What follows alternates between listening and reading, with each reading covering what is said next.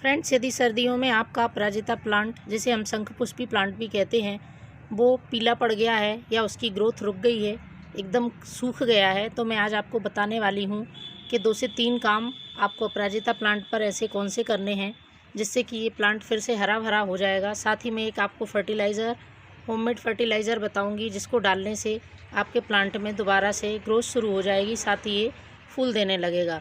देखिए, अभी मैंने प्लांट पे 1 से 2 काम कर दिए हैं तो ये प्लांट दोबारा से ग्रोथ करना शुरू कर दिया है, साथ ही इसमें फूल भी आने लगे हैं। तो फ्रेंड्स, सबसे पहला काम आपको ये करना है कि यदि आपकी ब्रांचेस ख़राब हो रही हैं या इस तरह से पत्ते कुछ सूख रहे हैं तो आपको इसकी प्रूनिंग कर देनी है। इस समय यदि आप प्रूनिंग करते हैं तो प्लांट अपनी दोबारा से ग्रोथ शुरू कर देगा और इसमें नई नई पत्तियाँ और नई नई ब्रांचेस निकलना शुरू हो जाएंगी। देखिए, मैंने प्रूनिंग की थी तो इसमें नई ग्रोथ शुरू हो गई है।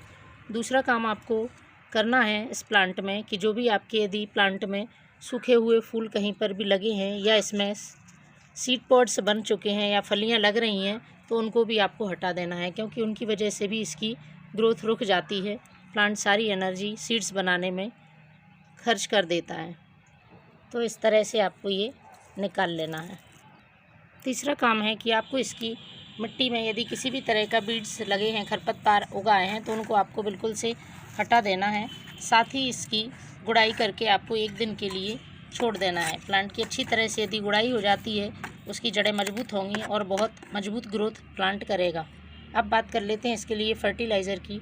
तो यदि पत्तियाँ पीली पड़ रही हैं तो उसके लिए पहले मैं एक फर्टिलाइज़र बताऊँगी, उसके बाद मैं दूसरा फर्टिलाइज़र फूल ना आने की समस्या है यदि प्लांट में तो वो बताऊँगी। तो पहले नंबर पर आप, ये मेरे पास 1 लीटर पानी है और 1 लीटर पानी में आपको आधा चम्मच एप्सम सॉल्ट का लेना है और उसे अच्छी तरह से घोल लेना है।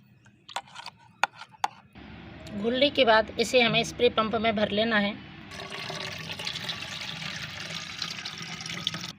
इस तरह से भर के सारे प्लांट पर हमें स्प्रे कर देना है। साथ ही हमें इस प्लांट की जो मिट्टी है वो साइड से हल्की सी निकाल लेनी है और इसमें हम फर्टिलाइज़र डालने वाले हैं। तो इसको साइड से आप स्टेम से थोड़ा दूर हटा लें और इसमें मैं डालने वाली हूँ, मेरे पास है ये बनाना पील, सूखा हुआ बनाना पील है, केले का छिलका। इसको आप अच्छी तरह से इस तरह से थोड़ा थोड़ा छोटे छोटे टुकड़ों में तोड़ लें।